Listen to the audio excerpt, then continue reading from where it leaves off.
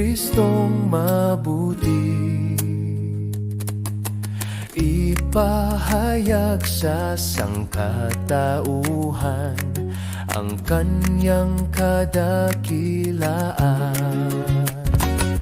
Ang Diyos ay purihin at pasalamatan ngayon at magpakailanman.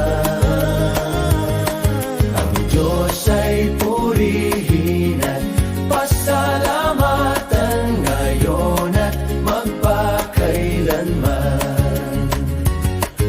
Pasasalamat ay ating ialay sa Diyos na tagapagbigay, sa biyayang ating nakakamtan, pag-ibig na walang hanggan.